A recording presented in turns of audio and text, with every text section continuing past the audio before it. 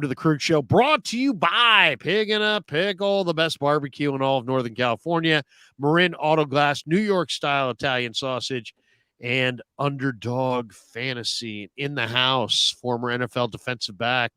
You can catch him on Locked On 49ers with the great Brian Peacock. It's Eric Crocker in the house. Croc, how are you, man? How are you?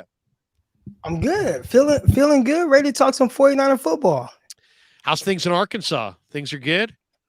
I'm actually back in California now. So I moved back. And, you're not but in it does Arkansas feel, anymore? Nah, I moved back a few months ago now. Nice. Yeah. Nice. Yeah. So I'm back in Stockton, coaching high school football here at Edison High School. We're on to the second round of the playoffs. We got Central Catholic. So big game out here in Central Valley. Okay, my one of my college roommates played at Tokay back in the day. Is that still out there? Is Tokay still there? It is. I actually went to Tokay. That's where I graduated from. Well, maybe you know the guy, the great Joe Kane. I don't know. You're what year are you from high school? Probably a little later than him. 2005. I graduated 05. Yeah, this guy was more like 90, so he's probably 15 years ahead of you. Well, let's talk a little bit about the 49ers, and I'm glad to have you on because I've watched so many of your videos, and it's like I really feel like you do a great job of creating urgency, but you're not. I mean, there's urgency to the discussion, but you don't lose your mind. And the Niners need some grounded, based advice at this point because things are not going well. They've dropped 3 in a row. I've got reasons and ideas of why they're at where they're at. But why don't we hit the first news of the day, which is they opened the practice window today for Robert Beal Jr., the defensive end out of Georgia, the rookie, Darrell Luter Jr., the South Alabama corner who's been on the PUP list since camp, and then Samuel Womack III, who's been on the IR. All those guys had their practice windows opened, which is great news. What do you think? Do you have any expectations of any of those 3 guys making an impact on what they're doing on the defensive side of the ball? I hope that we could see a little bit of Darrell Luter. This is a guy, very interesting injury. I've seen guys have like hyperextensions of the knee, and then they miss it like a little time, then they're back out there. This is a guy who I watched in training camp, warming up on the field, looked like he was moving well, and all of a sudden, we're just now hearing about his practice window opening. So he is someone that can potentially help the 49ers. I think that they could potentially improve on, at the very least, the depth of the outside cornerback position. If anybody goes down, we've had to see Ambry Thomas come in. I think they might be a little bit over that type of experiment. But right now, I think Darrell Luter, I'm hoping we could see something from him, but it almost feels like more of a red shirt year for him. I know. And yet he's a mature guy. He's married. He's got a kid. Sometimes rookies struggle with playing press man at the line.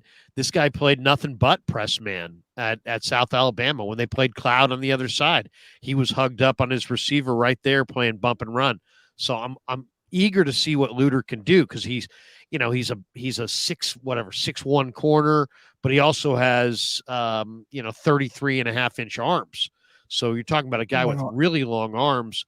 And then Womack in camp, to me, looked like, just every bit as improved as Diamador Lenore. And then he suffered the knee injury. If either of those guys can play any kind of a role, that will be exciting. And even Beal, Beal had 1 rep this summer where I just went, what was that? It was like he was playing right defensive end. He's going up against Trent Williams. He dips the shoulder, gets parallel to the ground, and flattens to the quarterback. And of course, there's no hit in the quarterback, so he just tagged off on the quarterback. But it was like he made the great Trent Williams whiff. And you got a firsthand glance at what that 4.4 speed really looks like if he can put it all together technique wise. So much speed off the edge that in some ways I feel like that's exactly what they need. Somebody who could really burn the edge. Better than I how technique rich that defensive end spot really is. So I don't expect much out of Beal Jr., but he does have kind of, same way Nolan Smith for Philly has that 4.4 speed. This guy has got the same kind of speed. I think with Bill, it was clear in college he's still trying to figure it out. The big question I had, even without whether you watch film on him or don't, why is it that all these guys out of Georgia are going really high, like first round, late first round at the very least on that defensive side of the ball, especially on that front. And you're playing with monsters, you're playing with great guys. And Bill, the guy who was there the longest, is the only guy to be like going late with his physical traits. If he was maybe a big guy but slow, or maybe he had speed but then he's like too small, too lean, I can understand it. He is the prototype of everything that you would want, and still goes as late as he did. He ran in like the 4.4s, long arms, lean frame, like all muscle, played on a terrific defense, and goes late in the draft, day 3. That was kind of like intriguing to me. And the fact that, we'll see what it starts to look like with him being on the field for the 49ers, hopefully with his window being open. But I think you have kind of nothing to lose if you are able to activate him, maybe take one of those veterans off the field like a Bryant or something like that, especially with the addition of Chase Young. I think kind of allows you to remove maybe one of those veteran guys and see if you can get the young guy just some reps in there here and there, and see if we can kind of tap into a lot of that potential that he has. Niners open as a 2.5-point favorite over the Jags this week. The total is 44.5. So they're expecting a score of, 49ers 23-20 type game. Niners have the third highest point differential in the NFL, plus 78. Jaguars are eighth at plus 37. What do you expect? I mean, it's too early to say must win, but what do you expect out of Niners Jaguars Sunday? I think this is an interesting game, especially for the 49ers. I think prior to the season, it's like, oh, you look at Jacksonville, and it's like, okay, Jacksonville, like that's a W. Like you win that game, and then you go play Washington, I think it is. I have to look at the schedule, but you go play some games where it looks like Tampa, yeah. Tampa, there we go. You play Tampa, and then you have like Seattle, and it's like, okay, nice little stretch there between Seattle, Eagles, and then Seattle again. But now it's like, wait, hold on, you've lost 3 straight, and you kind of need a bounce back game. And with the way that Jacksonville is playing, I don't view them as the bounce back team. Like they're playing good football. They have a good thing going right there with Travis Etienne. He's been terrific out of the backfield where he's running the ball, catching the ball. Guys like Christian Kirk, he was paid a lot of money, and people scratch their heads like, wait, you paid Christian Kirk how much? But he's been a terrific receiver for them. Ridley has been coming on strong as of late. And Evan Ingram, this is the best I've seen of him. So like that offense, especially going up against the 49ers defense, who has struggled over the last couple of weeks with Trevor Lawrence, and he continues to get better, I feel like, each week. And then that defense that they have, which has been playing very well, like this is a very interesting game for the 49ers, a game that, again, prior to the season, you just felt like, oh, that's a W. Now, I'm like, man, you can't go down 4 straight games, not at this point in the year. Yeah, no, I mean, seriously, I mean, if you want any chance of hosting the conference title game, you got to get this win for sure. It's going to be the debut of the Predator. The great Chase Young is now a 49er. Niners paid a very reasonable price to get him. I love the trade. It's funny too, because Kosaric told me in July, he's like, I can't play Nick Bosa 70 snaps a game. Well, sure enough, he played 68 last week against the Bengals. So that's too many for Bosa. The Niners only have 5 total sacks in the last 3 games combined. And through 8 games, the non-Bosa defensive ends only have 5.5 sacks. What do you think? Does Chase Young solve the Niner problems on the defensive side of the ball? Well, I hope so. Their biggest thing, and I think people were talking about last year, right? Where D'Amico Ryans, he was able to get more pressure, sacks, etc. I think Nick Bosa was just great last year. I think that masked a lot of deficiencies the 49ers had with the pass rush. I didn't think the pass rush was great last year at all. And you kind of compare them to the big dogs, which were Philadelphia Eagles. Philly had 70 sacks. 49ers had 44. And dang near half of those were, shout out to my co-host Peacock, but dang near half of those were from Nick Bosa. So, you kind of look at this situation now where they are getting the pressures. They are getting quarterback hits. And I want to say the 49ers have like the most pressures combined out of any defensive line, but they're not finishing. And I think that's been a big issue. And I think the biggest issue is that the guy that you need to kind of be that saving grace, that you made the highest paid non-quarterback in the league, he has to finish plays. So he's getting there. He's getting pressures. He's getting QB hits. I think if he had even 3 more sacks in this year, I think you might have gone 3-0 over those last 3 games as opposed to 0-3. Just that difference is getting the defense off of the field or a game-changing play. It is interesting. You look at both. One guy on each side of the ball. I mean, I saw a deal on Niners Nation the other day. They gave McCaffrey the overall MVP, but then they went offensive MVP, defensive MVP. They gave defensive MVP to Bosa. They gave offensive MVP to Ayuk.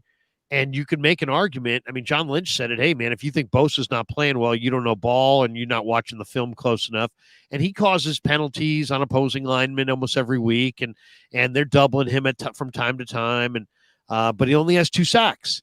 And then there's Ayuk, and Ayuk's had amazing stats. If you look at his yards, and I mean, you look at what he's done this year. I mean, he's on pace for career highs in receptions, receiving yards, first downs, but only 2 touchdowns. So where do you sit with Bosa and Ayuk? Are they offensive and defensive MVPs, or in some way do you view those guys as disappointing in any way?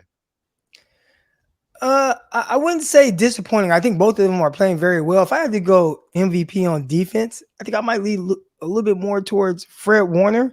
And I know, there's been some missed tackles, especially like last game, but Fred Warner has been all over the place. He's been terrific. He's made so many plays. He's making plays out in space. They ask a lot of him from either a run, sideline to sideline. They're blitzing him and also him playing in coverage. I think just his impact, I felt it a little more than Nick Bosa. And again, that might just be my expectations for Bosa are a little different.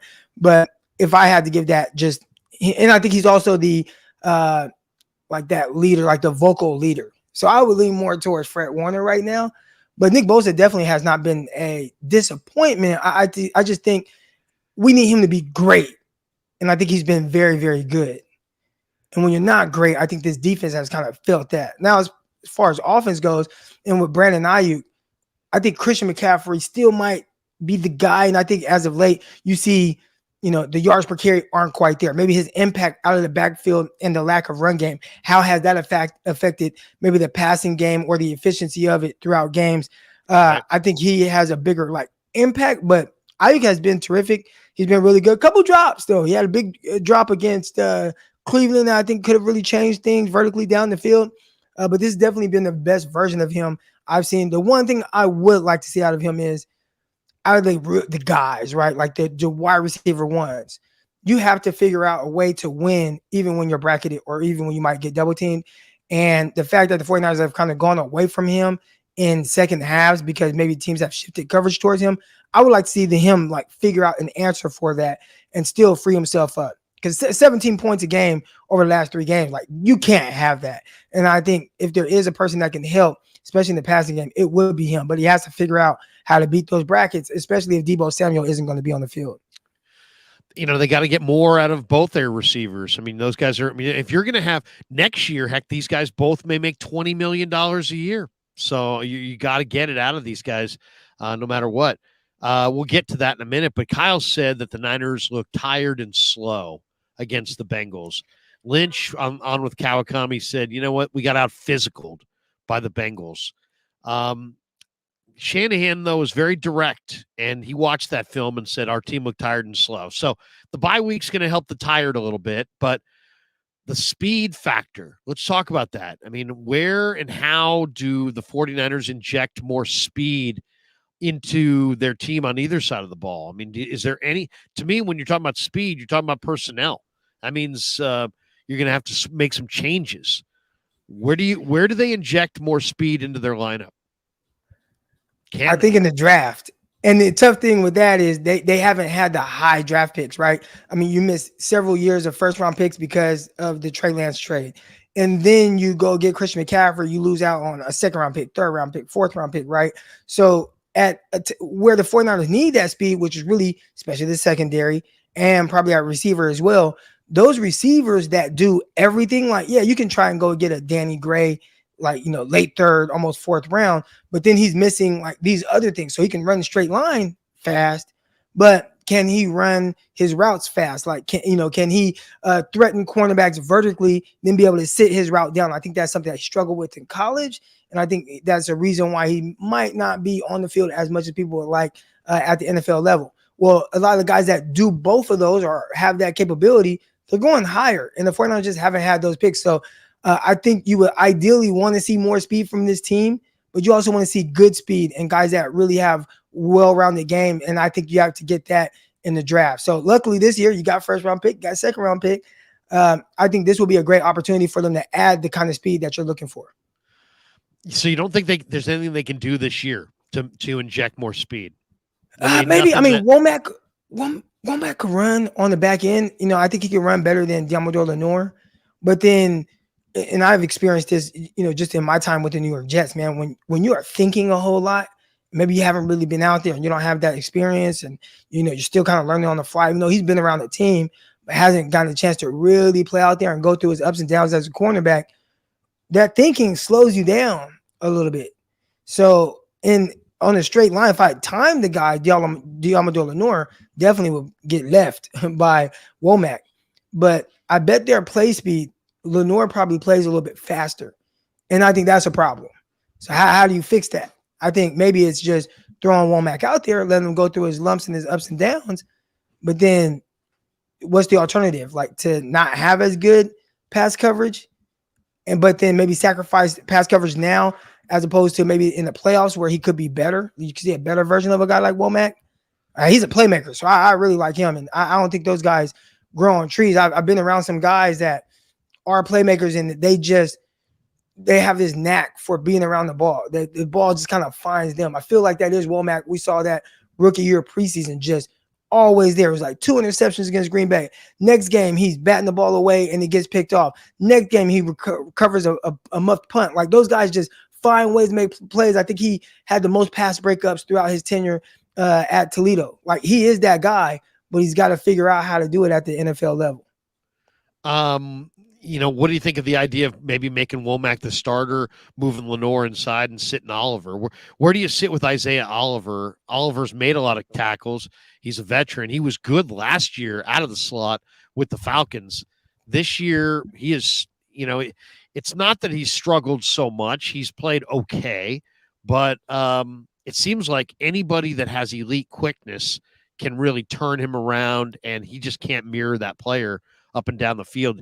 And the coverage needs to be tighter. And it just seems like if he plays tighter coverage, he's going to commit penalties. What would you do with Isaiah Oliver? Steve Smith roasted him last week, by the way, on the broadcast. What did Steve Smith say? Well, Steve Smith just basically pointed the finger to him and just said that he's the problem, that, that their coverage isn't good enough, and that Oliver's got 100% completion percentage rate against him the last 3 or 4 weeks. And that kind of circled him as the number one problem in their secondary.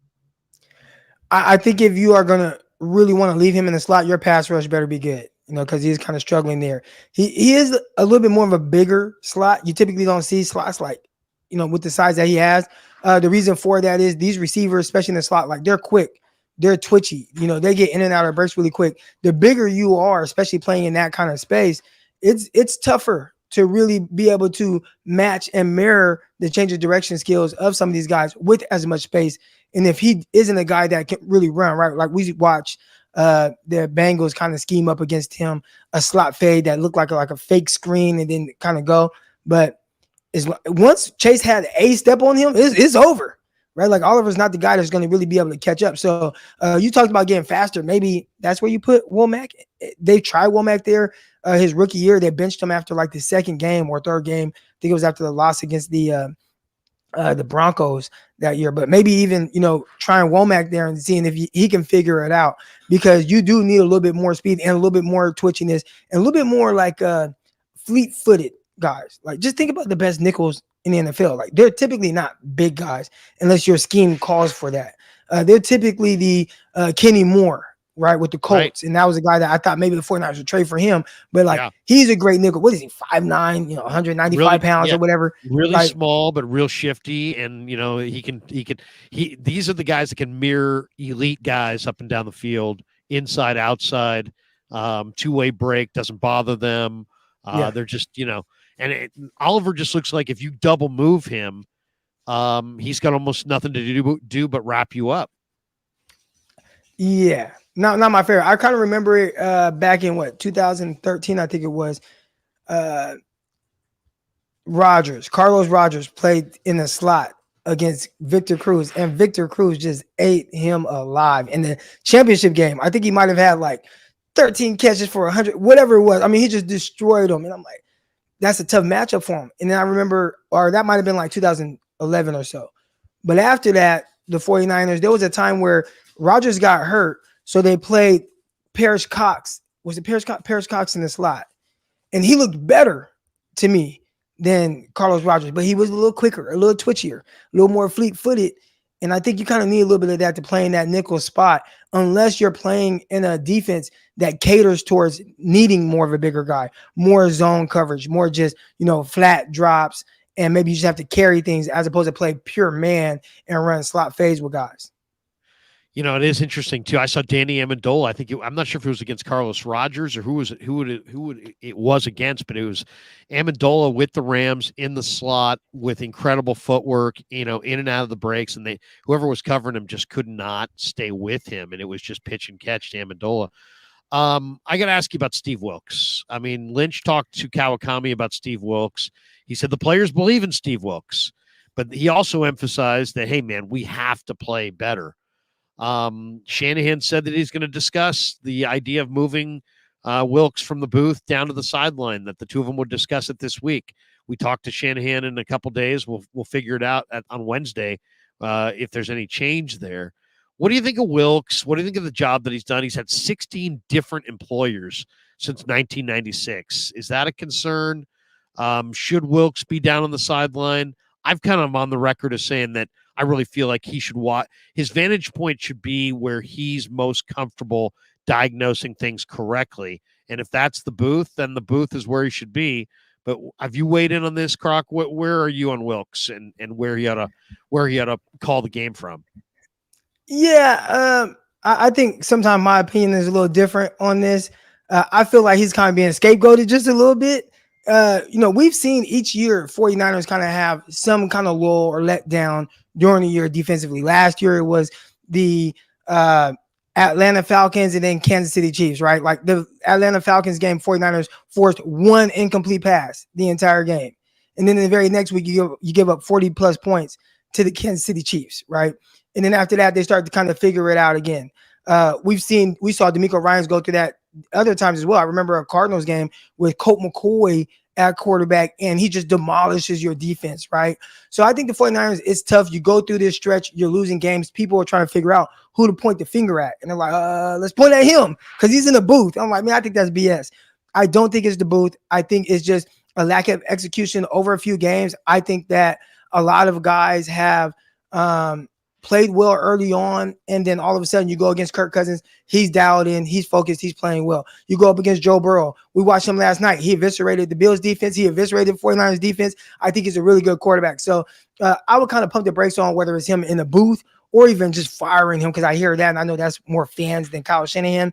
But let's see what it looks like in Jacksonville. Let's see what that game plan looks like. Let's see if the defense starts to get back into their own. You got a new edge rusher. Let's see if they turn the corner, because early on, there were no complaints about him being in the booth. Early on, when they were the number one defense through 5 weeks, number one scoring defense through 5 weeks, nobody complained about the scheme or him being in the booth. They made adjustments in games that weren't going great, like the Rams game early on, 17 points in the first half, 6 in the second half, forcing turnovers. So I think he just needs a little time. And it's different for him than other guys because Robert Saleh came in with this regime. He had an opportunity to go through his ups and downs, his lumps, and figure it out, get it together. That entire time, DeMeco Ryans was with Robert Saleh since 2017.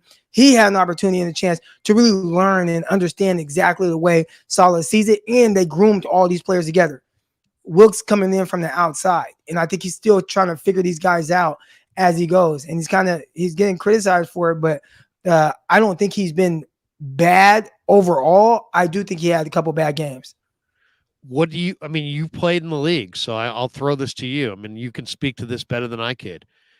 Would you rather have your coordinator in the box or on the sideline? Is there meaningful communication from the coordinator that can be only had on the sideline? DeMeco was on the sideline.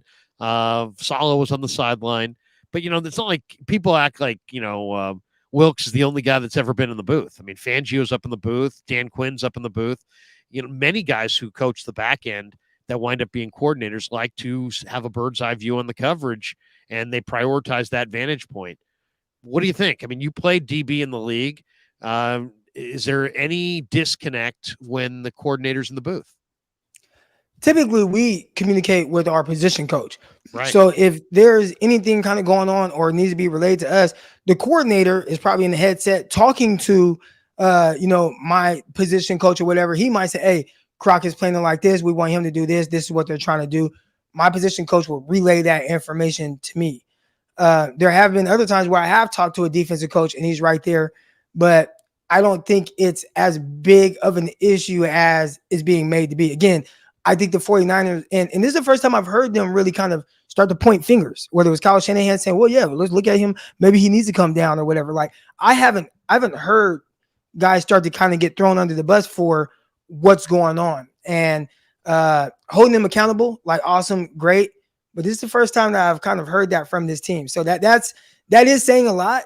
Maybe there is something that I'm not aware of that's going on, or maybe a certain style that they're used to with D'Amico Ryan and Robert Saleh. We saw them on the sideline. We saw the energy. I don't think that Wilkes is going to go to the sideline and turn into D'Amico Ryans. He seems like a guy that's just real chill, quiet, and focused in on things. But I have no answers because to me, it just feels like he's being a little bit more scapegoated.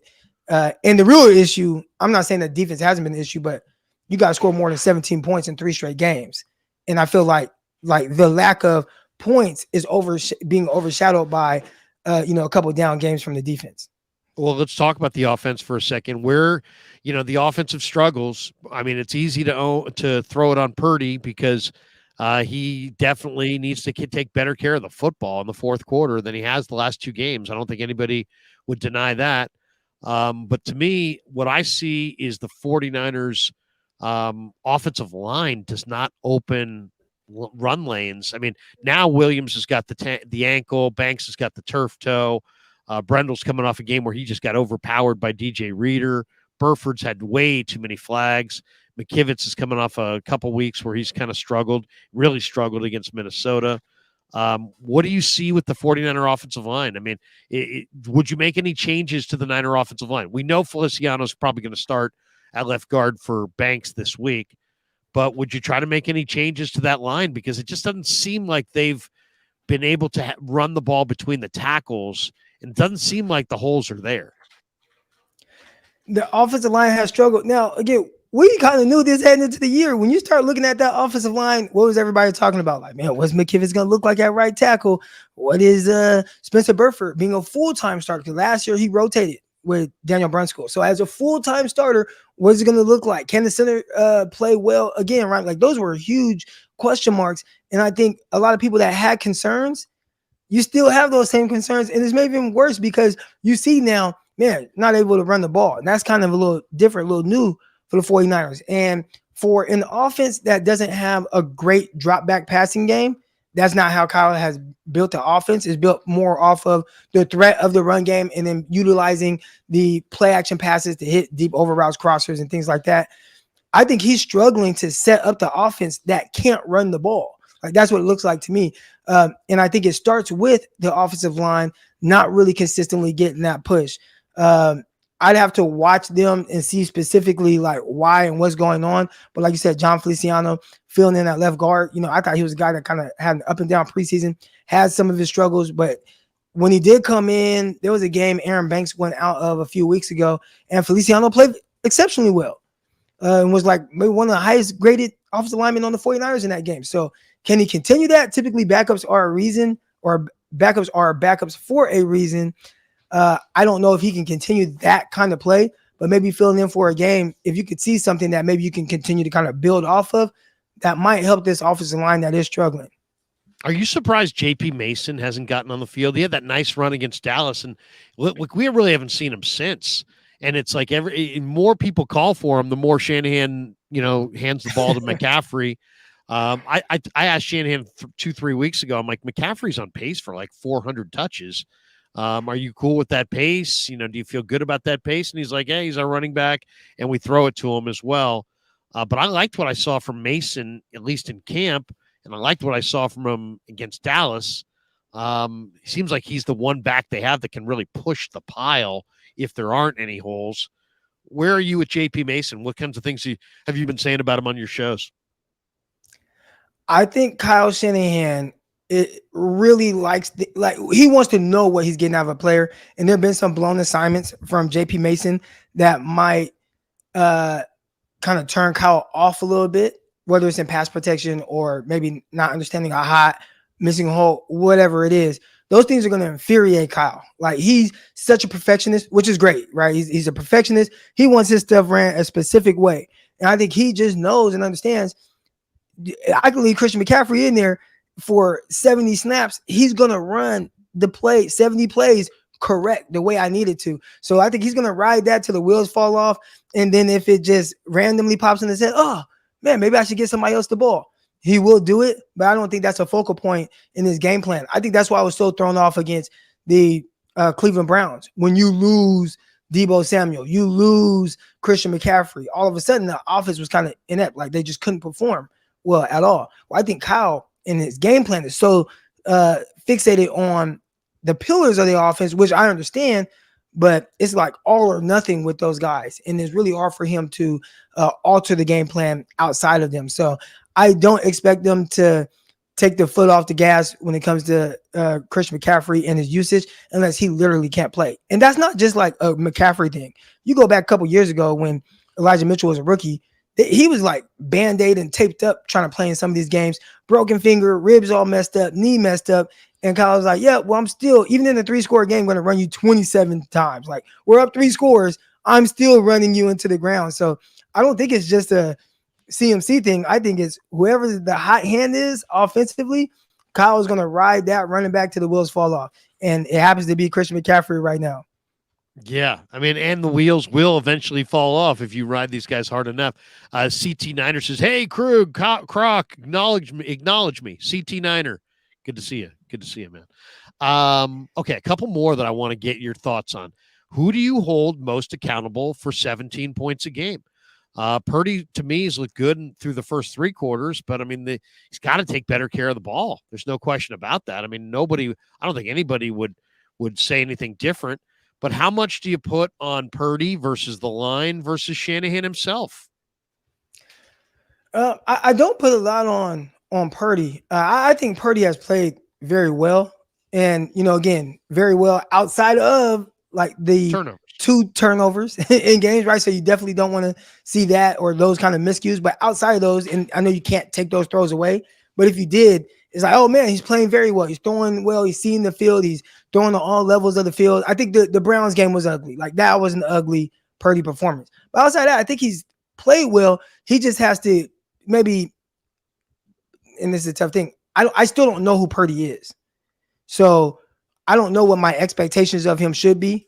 I saw somebody earlier comment on CJ Stroud, and I brought up the whole CJ Stroud thing where, everybody ripped the 49ers defense for giving up 22 points to the Vikings. Well, CJ Stroud went out there with a defense led by DeMeco Ryans that gave up 37 points. And he said, don't worry, I got you. I'll score 39, right? I don't know if the 49ers have that. So my expectations at the quarterback aren't the same maybe that I would have for a guy like CJ Stroud, right? But with what he does, he was absolutely incredible yesterday. I mean, the 2 last throws he made, the one on the sideline in that tight window was just an absolute dime. And if you looked at it from behind the quarterback, I mean, that there was just no space there at all. And he put that thing right on his hands, right in that secondary window. It was beautiful. I mean, that you just don't see. That was, I mean, if you're Carolina right now, you got to be sitting around going, wait a second, we passed on this guy. I mean, he looked phenomenal. Yeah. And traded up to get little Bryce Young. And Bryce Young, we'll see. First of all, shout out to both those quarterbacks, Bryce Young and Stroud. They're from California, so shout out to all my California guys. But no, with Brock, I think he's playing well. So I'm not going to put it on him, but he definitely has to do a better job of taking care of the ball. I put it on Kyle because I think there's some things that have been a little weird, right? I talked about that Cleveland game. I talked about how you lost Christian McCaffrey. I talked about how you lost Deebo Samuel. Well, there still is a guy out there named George Kittle, and he's one of the most talented tight ends in the NFL, and he's an amazing pass catcher, and he's really good run after catch. And for whatever reason, outside of the first drive of the game, they targeted him one more time. Like, that's crazy to me. that George Kittle in the game where you lose Deebo and Ayuk has 2 total targets throughout the game. Like it is really inexcusable. And then even last game, all of a sudden you're behind. You got to throw the ball. You're trying to make something happen. Oh, you know what? Let's throw the ball to George Kittle. And he's making all these plays over the middle and vertically pushing passes. And it's like, well, where is this all the other times? Like, where is this as part of a game plan? Like, where is that part of the passing game? Like, why aren't you utilizing one of the most talented tight ends in the league? And I understand, well, he likes to block. I heard George Kittle say, I would love to get the ball, but I'm gonna do what Kyle asked me to do. I said, he's super talented. He's a mismatch for guys. Figure out different ways to get this guy the ball. And we look at those 17 points per game over the last 3 weeks. I think if you just figure out a way to get him the ball more, it would probably help put up a little bit more points. So I'm putting this on Kyle because I feel like, again, he's so fixated on like scheme, and it's got to be this way that when somebody takes, hey, these defensive coordinators, they get paid too. They start to kind of understand like, okay, he wants to do this. He wants to do this. Let's take this away. I feel like there's no change up from Kyle. So I would like to see him kind of change it up by featuring George Kittle a little bit more. The interesting thing is he's not really leaving him in to block. He's putting him out in the pattern. They're just not throwing it to him. I mean, like if you look at the numbers, it's not like George is staying in and blocking all the time. He's actually out in the pattern. They're just not getting him the football. So, I mean, they put a lot of pressure on their offensive line to just get it done without a lot of help this year. And at times it's worked and at times it hasn't.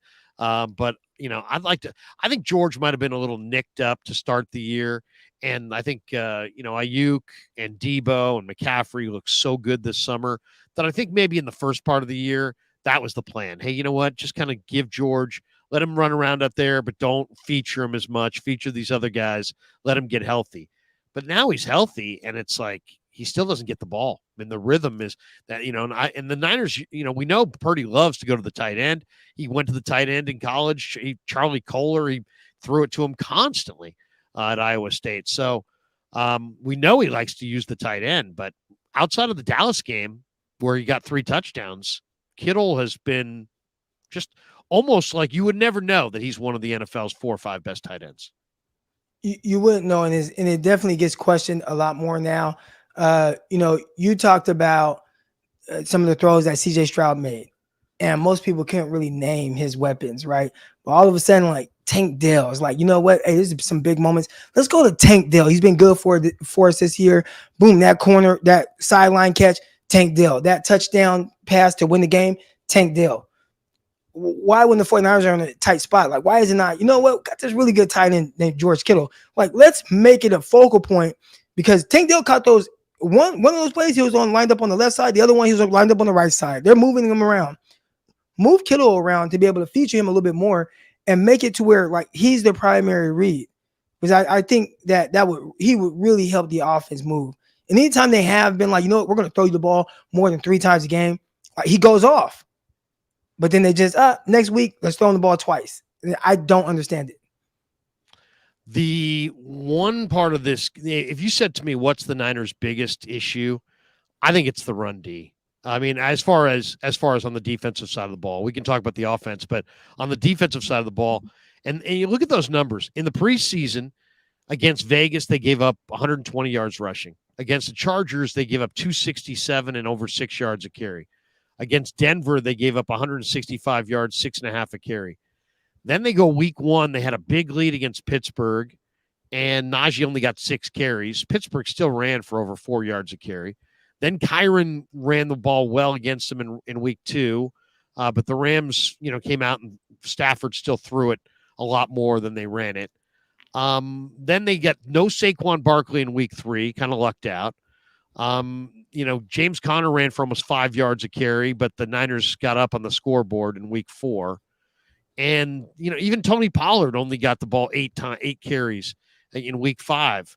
And the Niners, Dak got impatient, threw 3 picks. Niners won by 32. But since week 6, when they went up against, Cleveland, who had the number 3 rush offense in the game, Cleveland got 4.7 a carry, and they committed to the run, 34 carries. Then the next week, Cousins picked them apart, but people don't look at the fact that the Vikings, I think, had the 29th best rush offense, and Alexander Madison still ran for almost 5 a carry. And then this last week, the Bengals had the worst rushing offense in the league, and Mixon still averaged 5.4 a carry. Where are you with the run D? Because, I mean, it seems like it's all on Greenlaw, all on Warner. And, I mean, the Eagles are waiting there in week 13 with a top run D. I mean, Lamar and the Ravens on Christmas, that's the number one rushing offense in football. And they now have discovered this kid out of ECU, Keaton Mitchell.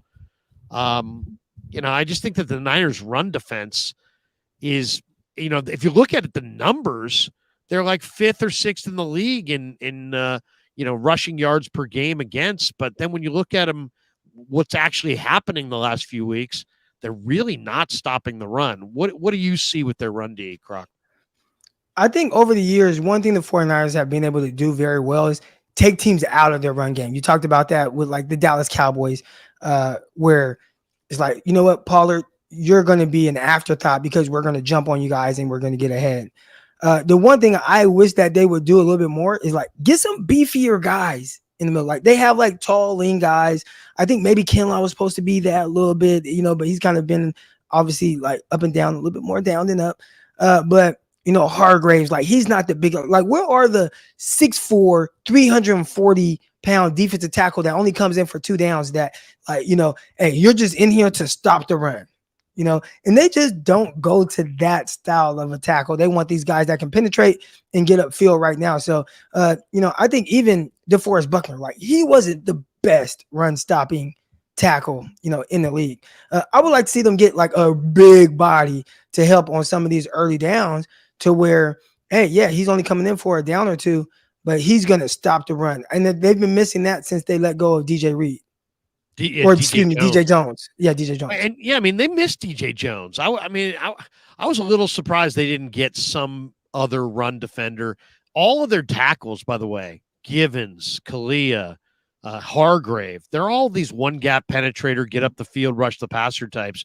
The only guys who really play the run, you would think, would be like Kinlaw and maybe Armstead to some degree. And they're both 6'7" guys that, can lose leverage. They don't really have that. How much do you think they miss the personnel as far as their run D? I mean, this team, like in the last few years, Hassan Ridgeway, Samson Ebukam, really good edge setter, Jimmy Ward, K1, you want to go back a couple of years, Jaquaski, even Mosley, definitely Al-Shair. I mean, all those guys were pretty good against the run. They all were on this defense at some point over the last few years. And they don't have any of those guys now. How much of their run struggles do you think are personnel-based?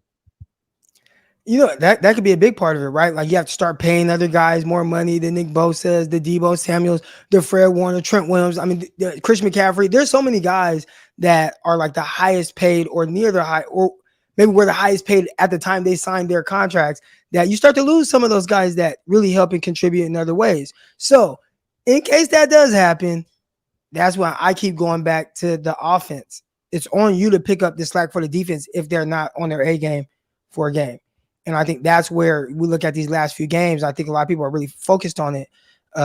If you score more points, then you would help maybe overshadow a lack of, strength in the run game on defense, get teams out of that. But it kind of goes hand in hand.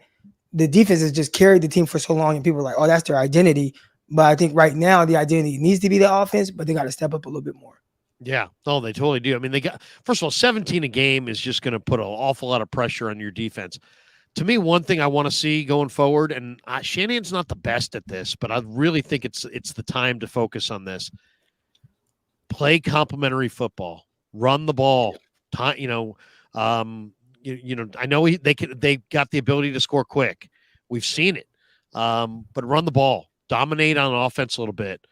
Possess the ball, keep your defense on the sideline, protect your defense on offense a little bit more.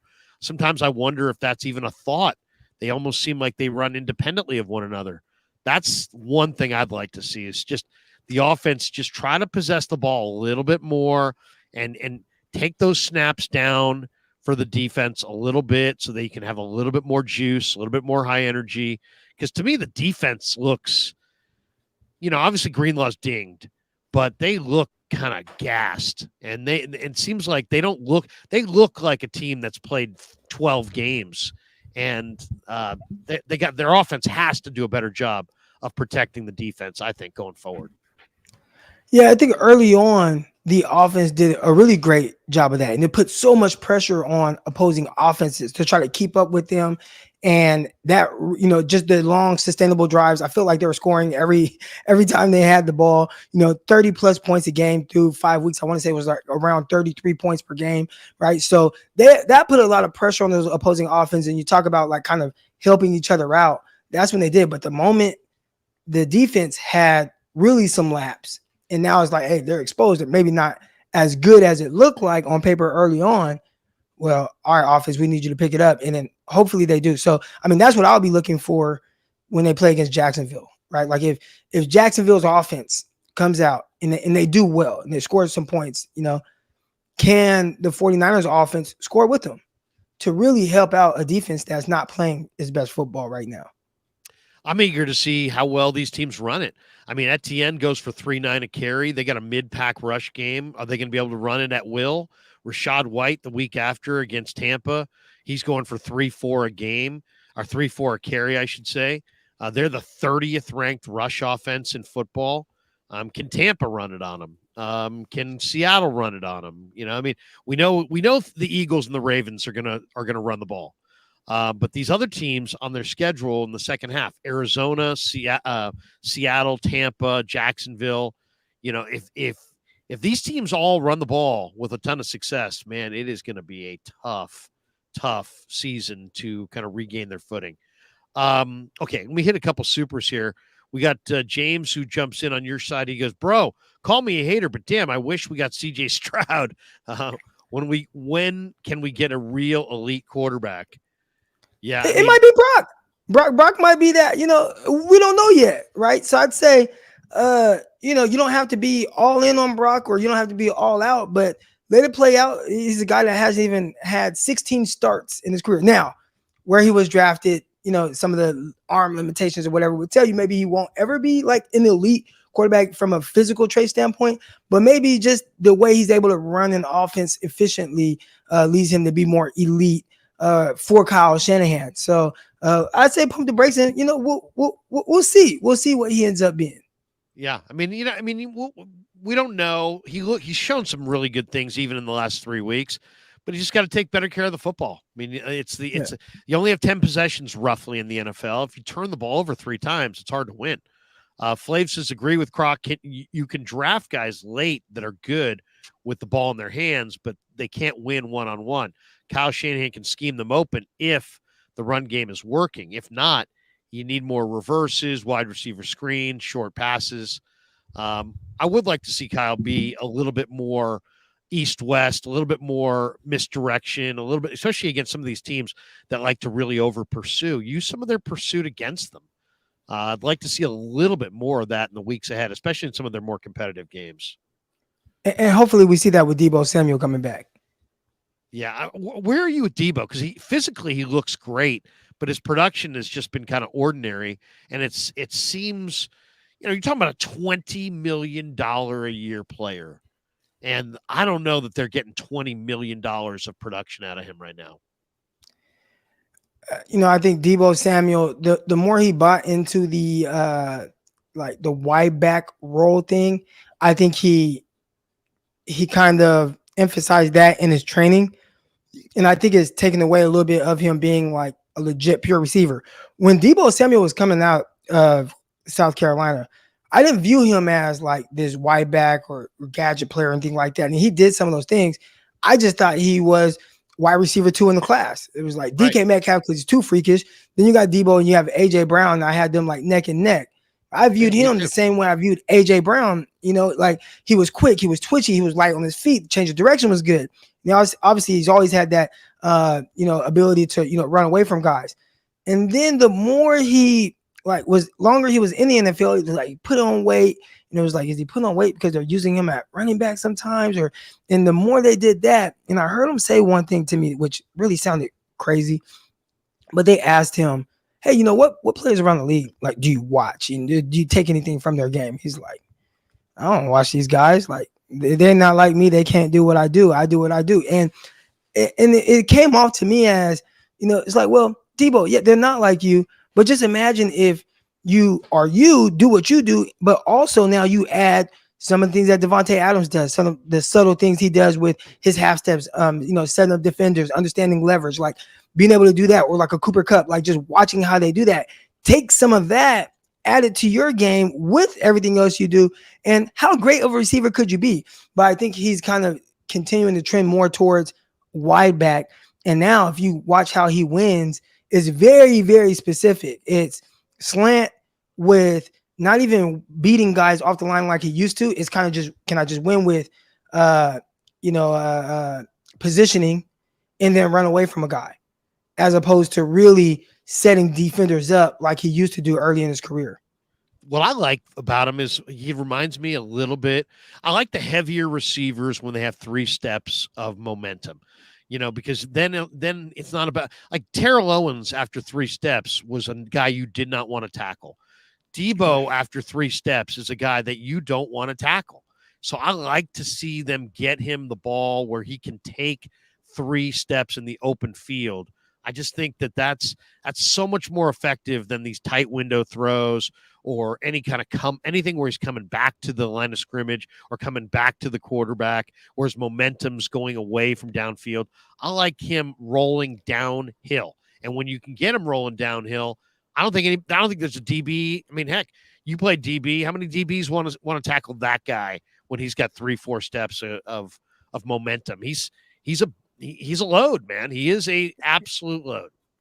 That's what we call business decision. And there are plenty of those being made by those secondary guys once he kind of picks up speed. And he's fast. I think that might surprise guys because the way he's kind of built, right? Like kind of like this stockier looking guy, like close to 6 feet, but he's like, I wouldn't be surprised if he's 225. That's a sturdy receiver.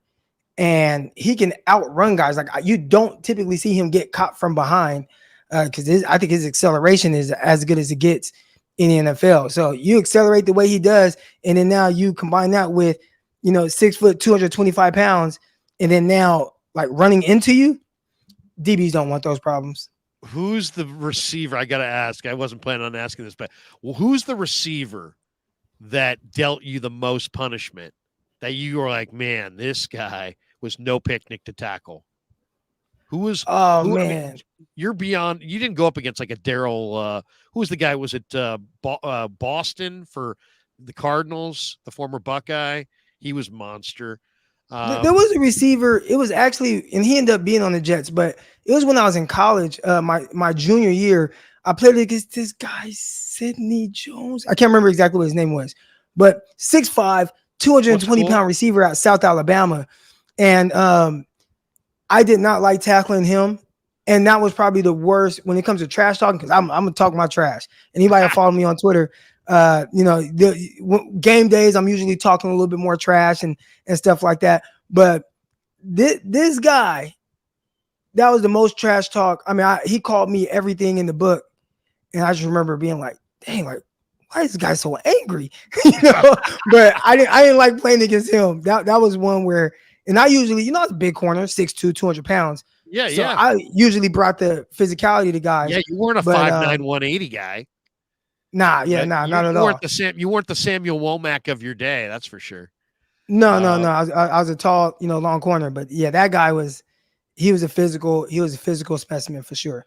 I did get to go up against guys when I got to the league, like in practice, like Braylon Edwards, and I thought that was pretty cool because I watched Braylon Edwards, but I used to strap Braylon Edwards. I got to find those clips, but I got a few from one-on-ones where, I put him in the chokehold. So loved him at Michigan, but he didn't really make it happen in the NFL. Razaki says, you're at Costco. Do you get the hot dog soda combo or the big slice of pizza? Both are under $2. If I got to go, first of all, only place I want to eat a hot dog would be like a baseball game. I'm not a hot. I'd go pizza over hot dog. Every day.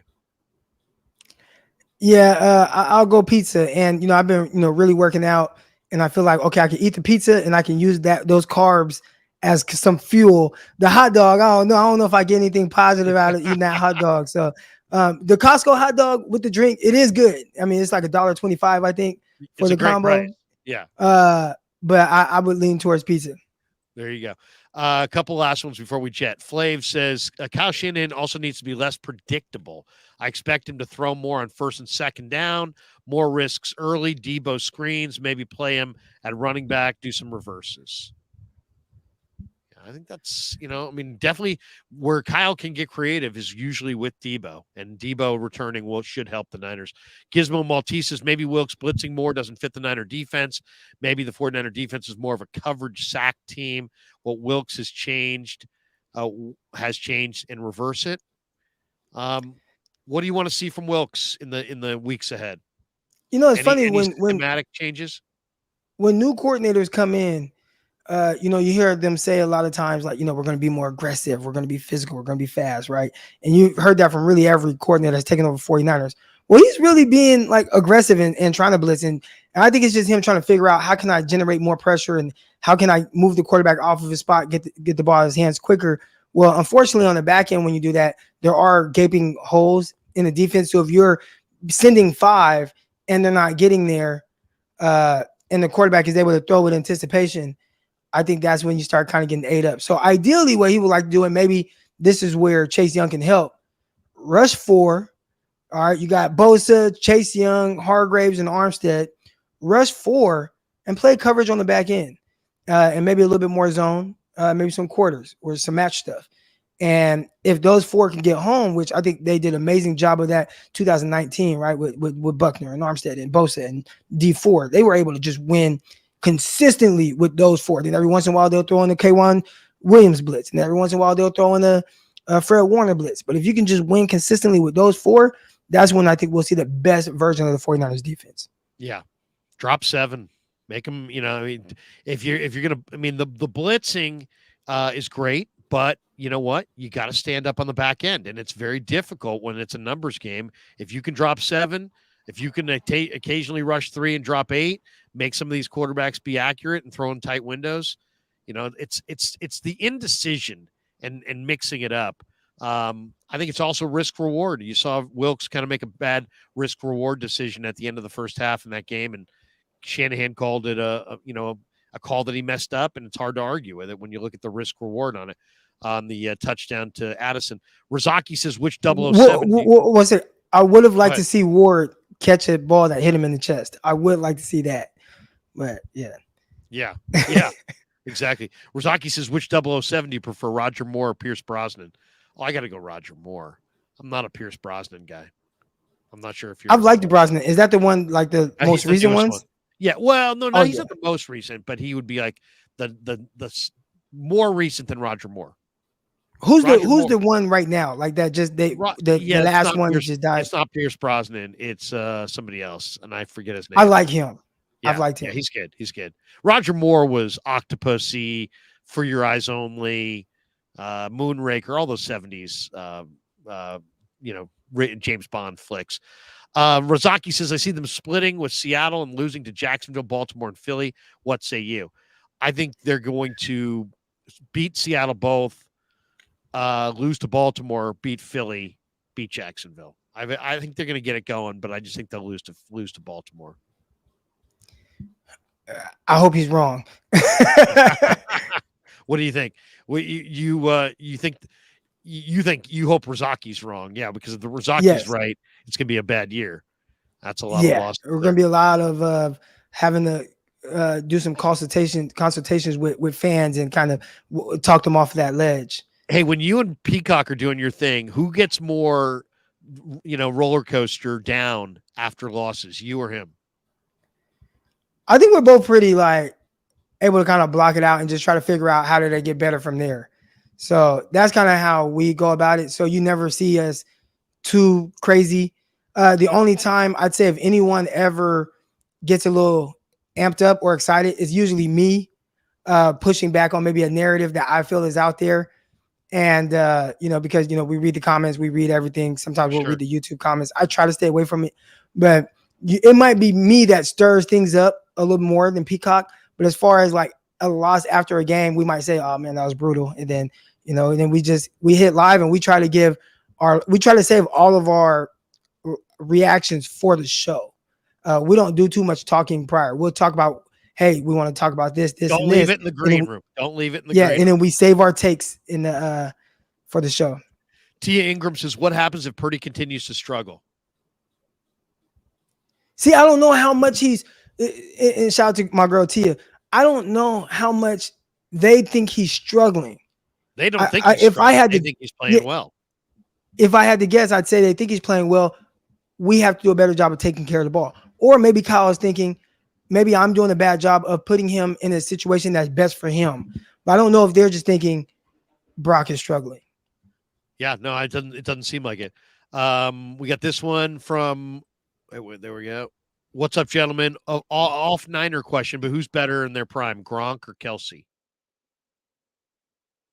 Ooh, I'm gonna go that's Kelsey. tough. I'm gonna go Kelsey. You're gonna go Kelsey? Gronk, I love Gronk, but I just think Kelsey seems more unstoppable as a receiver. Maybe that's Andy Reid and the play design. I don't think that you could stop Gronkowski as a receiver. I mean, they just throw the ball in the area. He was terrific run after catch. He would throw guys down and keep it going. He was a vicious blocker in the run game. I think Gronk is probably a little better. I think that Kelsey is more emphasized in the offensive game plan, and I think it's a great marriage matching him up with Mahomes. So, sometimes I don't even know if he runs a route. Like, he'll run to a spot and then just turn and run and find out wherever Mahomes is going, then settle in a soft spot, catch the ball, then, do his thing, run after catch. But I think Gronk, I think I would take Gronk. Gronk had some big catches in some big games. Niner Gold says, Larry, did you throw up after drinking all day yesterday? No, I didn't. I did not.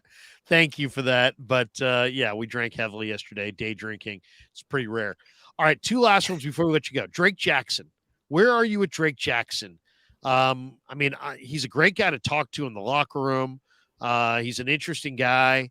Lynch said, he's nicked up a little bit and he has to earn his snaps, which is why Gregory and Chase Young are here. He's got a 7% pressure rate, Croc, and no pressure since week 4. Where are you with Drake? Depending on where guys are taken, I have a certain level of expectations. You typically don't find good edge rushers at the tail end of the second round or in the third round, right? Like Max Crosby, who is amazing. He is kind of an outlier for edge rushers. So when I look at Drake Jackson, I just never had high expectations. I heard the hype on him heading into this year. Oh, he's changed his body. He looks different. He's more physical. He's fat. Oh, man, he's great. But I just never saw him as somebody that was going to be the answer opposite Nick Bosa. You hoped he was, because I didn't think they did a whole lot to address the edge rushing position. Clearly they have now. But I think he's going to get pushed kind of way out of there. I think it's going to be Randy Gregory, Chase Young, and maybe even a veteran that are going to kind of really steal snaps from a guy that they were probably hoping to be able to develop. Last one, man. Appreciate you coming on. What's the, it seems like there's not like a top team. Chiefs just took care of the Dolphins and their defense looks really, really good. Every other team, and Ravens, handled Seattle, handled Detroit. Their defense looks really, really good. The Eagles are obviously got the best record at 8-1. They just keep finding a way to win. And then Cincinnati, man, they just, to me, really impressive. The speed they have on the back end and the edge rush, and then Burrow and Chase, and they're really special. And then of course the Niners, and Lions, if you want to throw the Lions in there. Who's the best team right now? Who's the team that scares you the most? If you're the 49ers, just period, in the league, is there a team that you see as the best team in the game right now? I think there's a team that's hot and it's kind of getting slept on a little bit. You didn't even mention them. Baltimore Ravens. You mentioned the Lions, and Baltimore said, okay, I'm going to show you how good these Lions are. And they beat them like 30-something to like 6, or like just demolished the Lions, a Lions team that has been playing very well. And then they go out. They've been demolishing everybody that lines up across from them. So the Chiefs, we know they're going to be in the mix. We just know that. I don't care how their season starts. They remind me of the Golden State Warriors. They kind of sleepwalk through the regular season, and then postseason, all right, is on and cracking. So Chiefs are going to be there. Obviously, the Philadelphia Eagles, they can be good on both sides of the ball at any time. I think they have a really explosive passing game. Their running game is terrific. I think they balance out very well. But I think Baltimore is that other team where people just aren't really talking about how well that team is playing. It's built more around the run game, but they do it damn good. So I think people got to stop sleeping on Baltimore a little bit. Yeah, no, you're totally right. I mean, if football is run the ball, stop the run, they ran this week 41 times for almost 300 yards, 7.3 a carry. They held Seattle to 1.9 a carry. Wow. So, I mean, that's Baltimore. I didn't see that. And have you seen their little scat back from ECU, Keaton Mitchell? He's fast. Yeah. He's real, man. He's real. They got a nice balance. That's going to be a scary game 49ers have to play. That is going to be a tough one, and it's going to be Christmas. They might ruin my Christmas with I know. and it's low, and it's going to be at Levi's. So I'm going to be there at the stadium watching the Ravens. Hopefully, the Niner run D can step it up. When do you go live again, man? Appreciate you coming on, but when's I know you and Peacock are on the regular, 5 days a week, right? Or is it 7 days? Yeah, 5 days a week. Locked On 49ers. You can find this. Got the audio version of it. Got the YouTube version of it as well. And then I go live on my channel definitely every Monday, every Wednesday. And then I think I might do a call-in only show tomorrow because I haven't been doing the call-ins as much. So yeah, that's kind of the plot. And then I do like stuff with Bleacher Report and all that. But yeah, I watched a lot of your videos on Bleacher Report. A lot of stuff on the trade deadline. You were cooking on the trade deadline, man. Yeah. They had me on there, talking about it. And it's tough because they want you to kind of like make up sometimes like these storylines or things I don't think will happen. But right. Chase Young was something I didn't see happening, and it actually did happen. So. Hey, hopefully Chase gets it going. Hopefully the Niners get it going. Thanks to my sponsors, Marin Auto Glass, and of course, New York Style Italian Sausage, Pig in a Pickle, the title sponsor of the Krueger Show, Underdog Fantasy. That's going to do it for us for the day. Hope everybody has a great day. Hopefully the Niners get it rolling here in the next couple the next couple of games. I mean, this is I don't say this isn't a must win, but man, they got to get a win. They got to get a win because the Seattle, Baltimore, Philly looming. You got to bounce back against Jacksonville. Croc, thanks for the time, man. Good to see you. Appreciate you. Thanks for having me on. There you go. Eric Crocker. Thanks to everybody. Have a great day.